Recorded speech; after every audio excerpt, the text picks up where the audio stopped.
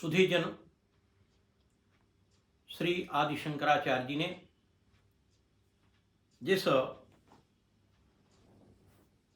अप्रतिम स्तोत्र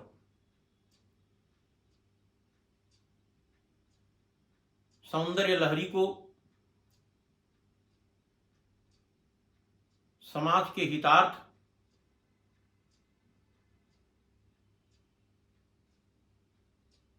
समर्पित किया है,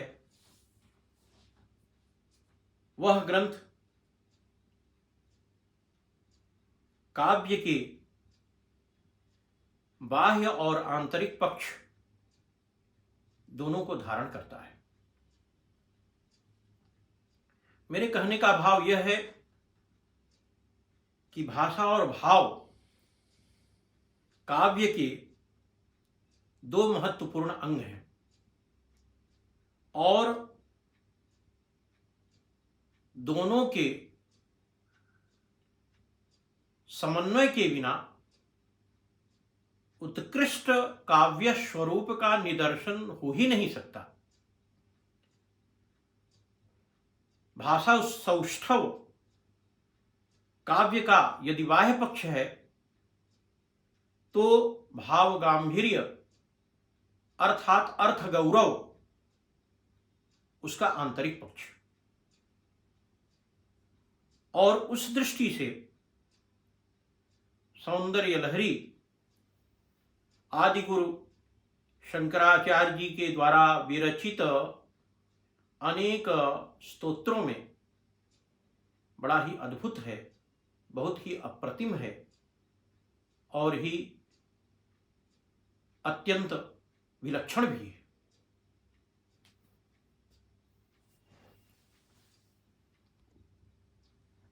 सुधीजन, आज मैं उसी सौंदर्य लहरी के 61वें श्लोक को आपके समक्ष रखने जा रहा हूं। श्लोक इस प्रकार है। असौ नासावंशस्तु हीनगिरिवंशध्वजपटे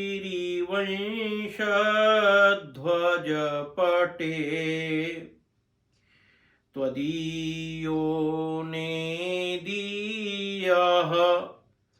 फलतु फलमस्माकमुचितम्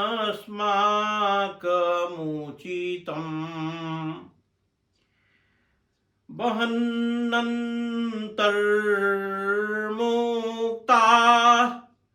शिशिरतरणिः श्वासघटिताः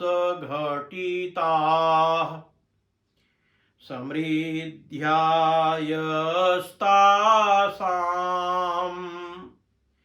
बहिरपि च मुक्ता मणिधरः। सज्जनों, इस श्लोक का जो शाब्दिक भावार्थ है वह यह है कि हे हिमगिर की कुलपताके,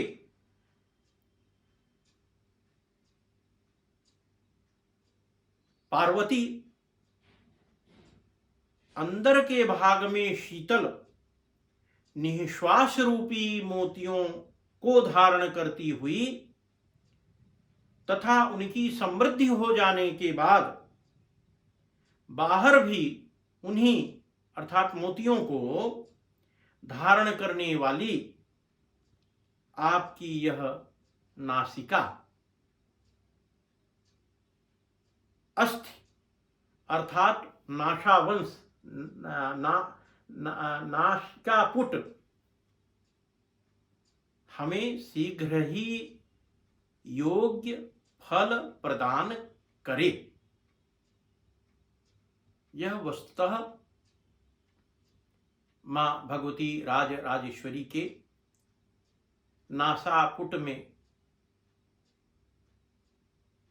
जड़ित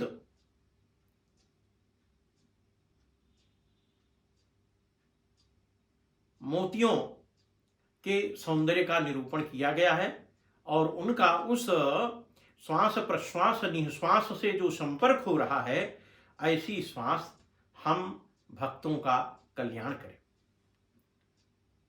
सज्जनों, इस श्लोक से जिस श्री यंत्र की निष्पत्ति होती है वह एकाक्षर बीज मंत्र है। त्रिकोण में ह्रीम यह एकाक्षर बीज मंत्र अभिलिखित होता है। यदि इस श्री यंत्र को स्वर्णपत्र पर अभिलिखित करके और इसकी प्राण प्रतिष्ठा करके 1001 बार इस श्लोक का आवर्तन किया जाए तो यह श्लोक असीम फल प्रदान करता है। वस्तुतः स्वर्ण पत्र पर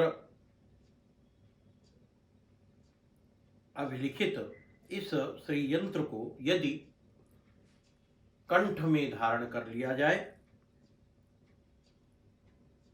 लेकिन कंठ में धारण करने के पूर्व 8 दिन तक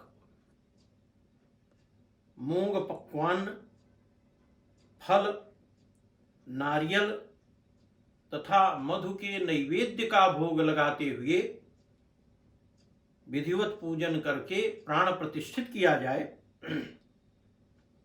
और इस यंत्र का 1001 बार पारायण किया जाए तो साधक को सर्वत्र विजय की उपलब्धि होती है तथा सभी विघ्न बाधाओं का निवारण हो जाता है। धन्यवाद।